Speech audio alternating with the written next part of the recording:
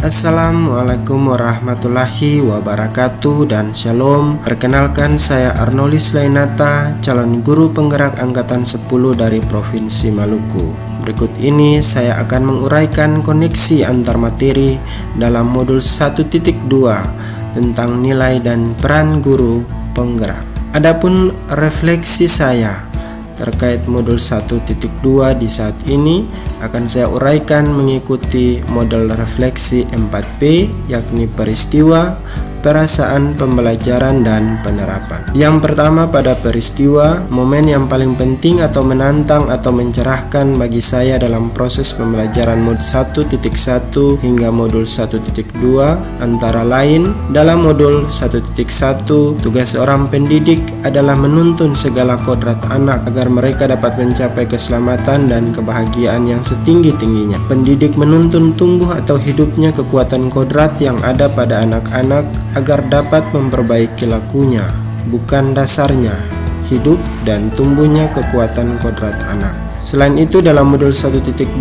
saya juga menganalisis nilai dan peran guru penggerak serta berkolaborasi dalam mewujudkan peran guru penggerak. Saya juga memahami bahwa seorang pendidik perlu fokus dalam menyediakan suasana belajar yang memungkinkan anak menguatkan dan menumbuh kembangkan motivasi intrinsik. Selanjutnya, kaitan antara modul 1.1 dan 1.2 adalah sebagai berikut, di mana dalam modul 1.1 dipaparkan tentang pemikiran KHD terkait pendidikan yang menghamba pada anak dengan jalan menuntun segala kodrat pada anak sehingga mencapai keselamatan dan kebahagiaan. Hal ini berkaitan erat dengan nilai guru penggerak, yaitu berpihak pada murid, serta peran guru penggerak yakni menjadi pemimpin pembelajaran. Yang kedua, perasaan.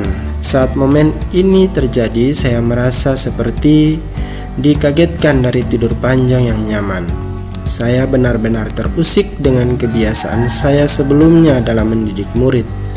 Namun melalui setiap materi dan pengalaman selama mengikuti program guru penggerak, saya merasa semakin tercerahkan dan termotivasi untuk terus memperbaiki cara mendidik murid. Refleksi yang ketiga, yakni pembelajaran. Sebelum momen tersebut terjadi, saya berpikir bahwa mendidik anak hanya terfokus pada transfer pengetahuan dari guru ke murid. Ibarat gelas kosong, murid hanya perlu diisi dengan sejumlah teori, pelajaran, dan mengabaikan kodrat alam yang melekat pada dirinya. Setelah saya mengikuti program guru penggerak, maka sekarang saya berpikir bahwa pendidikan yang saya lakukan harus dapat menuntun anak sesuai kodrat alam dan kodrat zamannya. Seorang pendidik turut bertanggung jawab menciptakan pembelajaran yang dapat menguatkan dan menumbuh kembangkan motivasi intrinsik pada murid. Refleksi yang keempat adalah penerapan.